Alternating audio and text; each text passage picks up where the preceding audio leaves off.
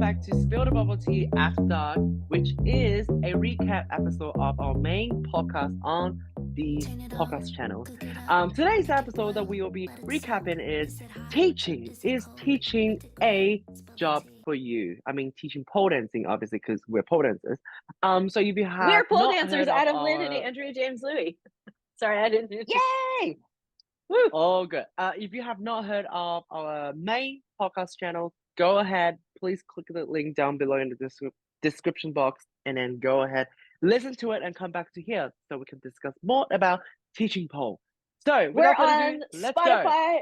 We're on Spotify, Apple Podcasters, and all the major podcast networks.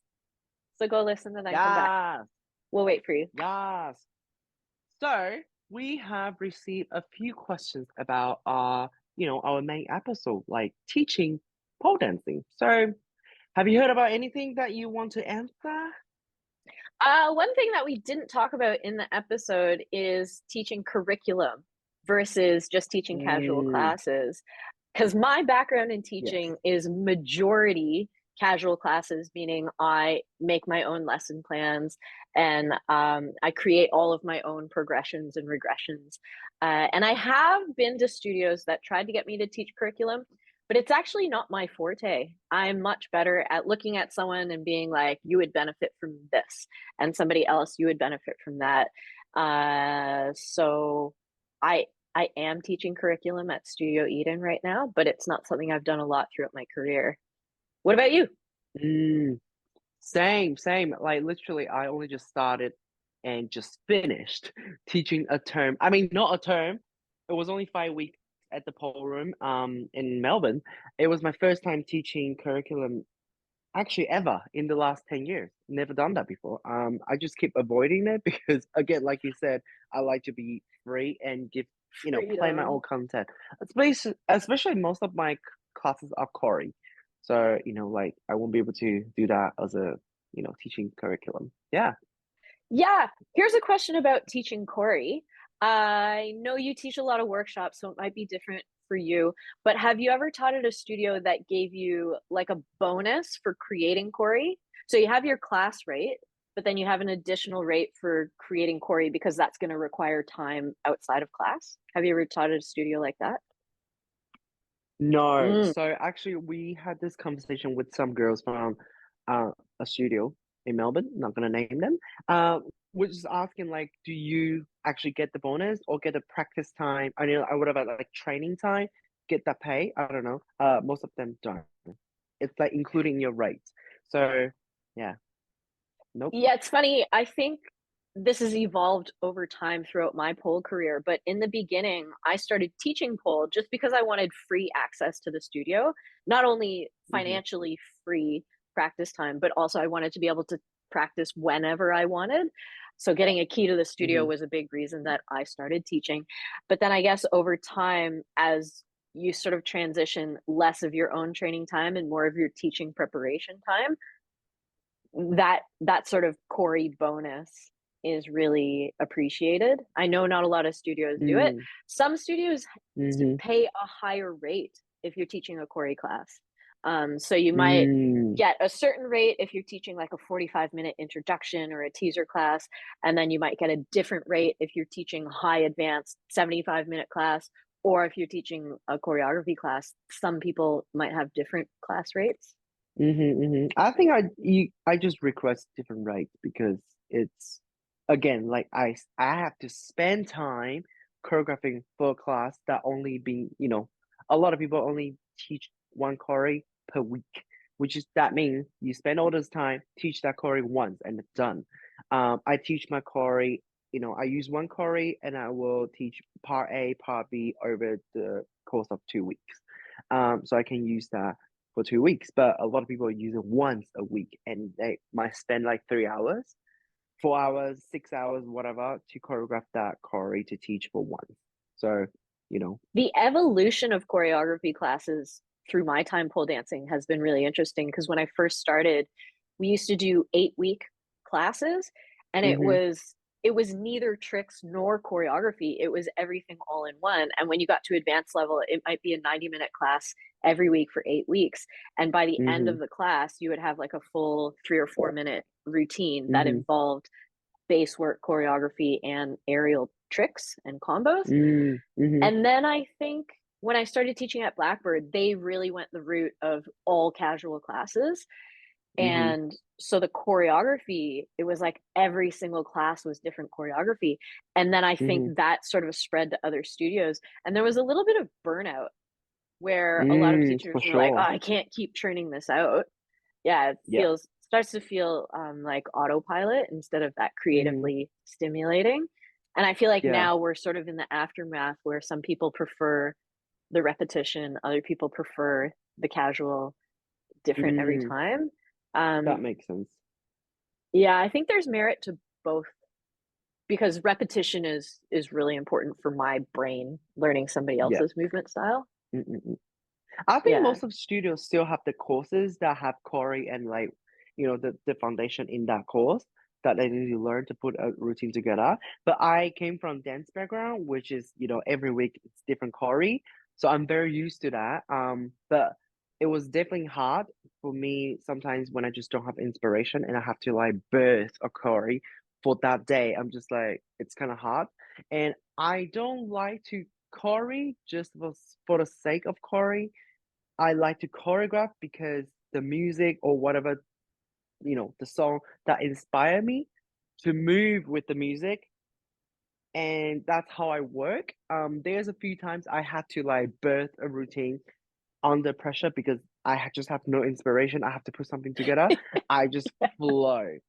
When I flow, I have no inspiration because I can flow, and then the student will be like, "Oh my god, that was great." But for me, I was not connected to the music, and I think that just come from like different background because like I'm more like dance background, more like artistic, that side. But if you're like technical, then you probably don't care. You just like body roll, head roll, head roll.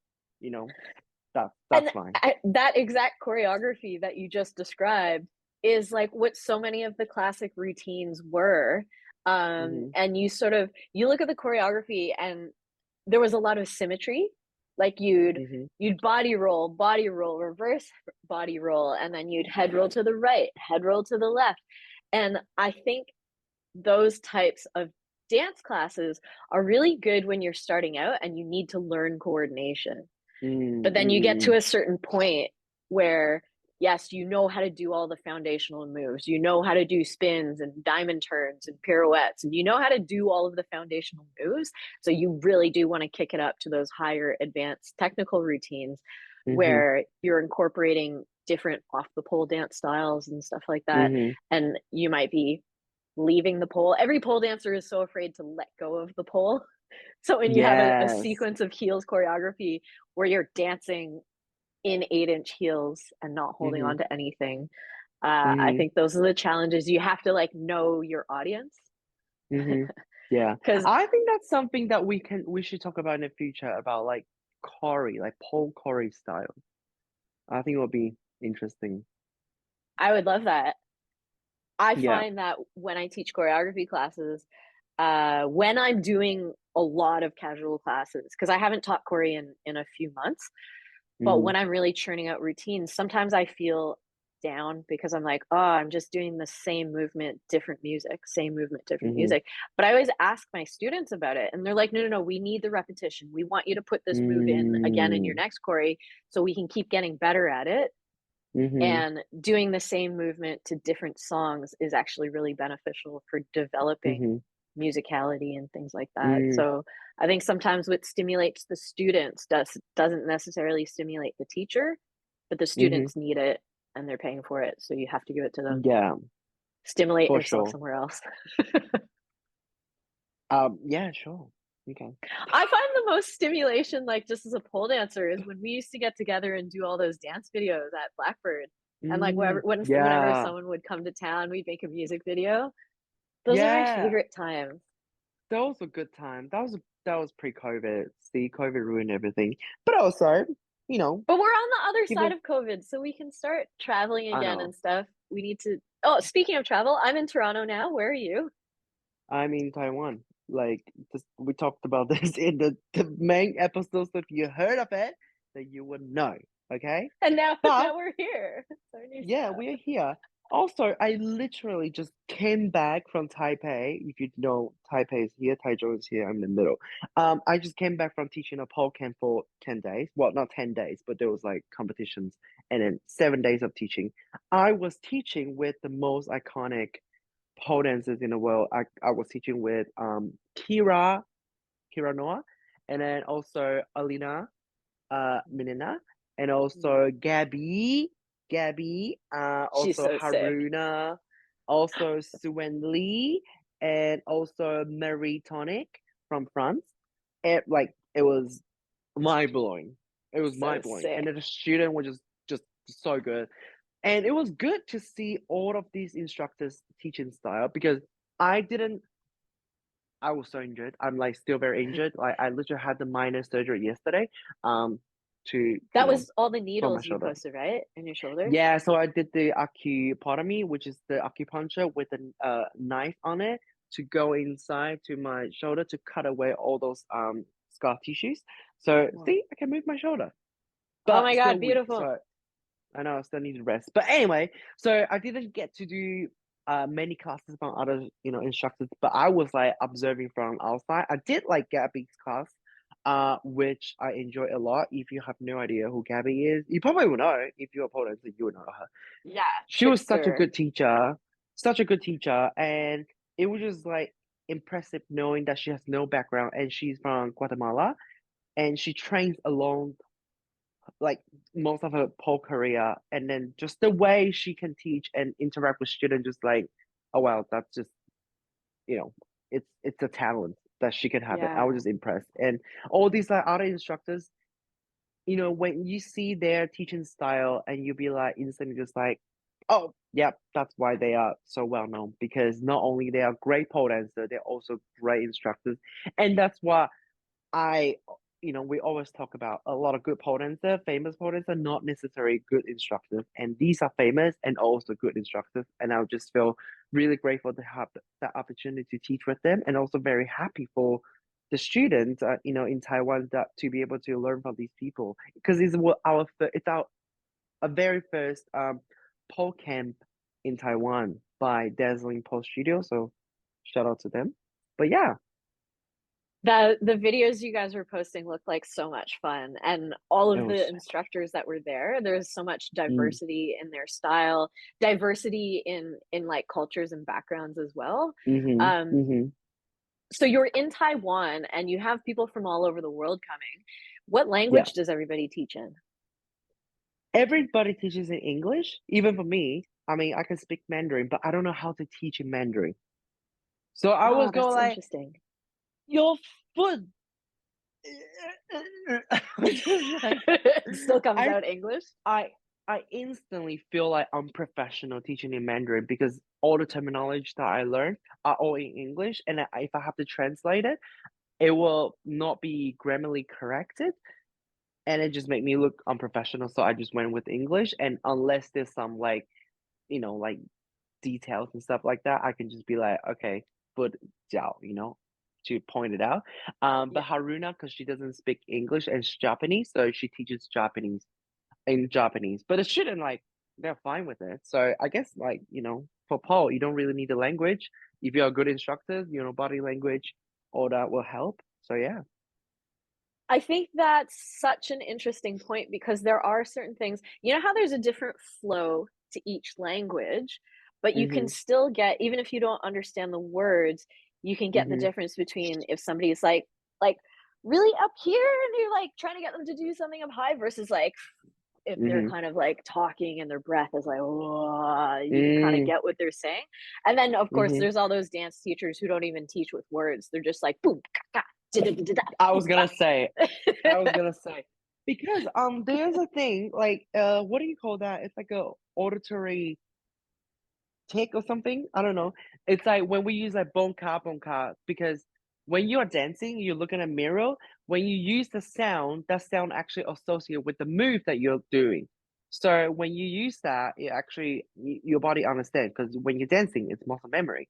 So it kind of, help you to understand. I do not like those teachers. They will be like, turn, hands up, I don't know, head roll, whatever. Because when you're dancing, it's very fast paced. So those words don't really mean anything because your brain doesn't move that fast. So the meaning of those words doesn't mean anything to you. It's the sounds. It's like dogs doesn't understand come over or eat, food, chicken. They don't understand, but they understand the sounds of it, Yeah. the tone. So I think They for understand like dancers, yeah. So like for dancing, I usually just go like ka ka ka boom ka because that's just quickest because you don't need to have a meaning for the word that you're saying to each move. Yeah. I'm 50-50 on this because I do a lot of physical cueing when I dance because it's how I learn choreography where Mm, I'll be like, look, arm, shoulder, head, body, roll. And I'll speak it in time with the music. And I know that it's mm-hmm, not landing with everybody. And I'll do this in the beginning, but then, maybe partway through class, I'll say to the students, do you still need me vocally cueing you? Or mm-hmm. like, because I know that when I'm yelling things out, they can't hear the music. And I'd rather them Yeah. hear the music. But my students Mm-hmm, are 50-50. Sometimes they're like, no, still need you to call it out. Still need you to call it out. And then I also do a combination of sometimes I sit out so that I watch them, but I'll verbally cue them. And then other times mm, I'll do it with them so they can watch, but I'm not verbally cueing so they can listen to the mm-hmm, music. So I try to mm-hmm, do different combinations of showing and telling and nothing just to see what mm. happens when you leave them on their own. Yeah, Um, yeah, yeah. That but makes yeah, I know sense. what you mean. It's some people can't process every single word. And if you're looking for the Yeah. meaning of the language, then yeah, it can be helpful. But then Mm-hmm. sometimes I get tongue tied and I'll say leg when I mean arm, but they're like, oh, no, no, Yeah. no, we know what you mean. And Yeah, that's a really exactly. clear indication the actual words don't matter.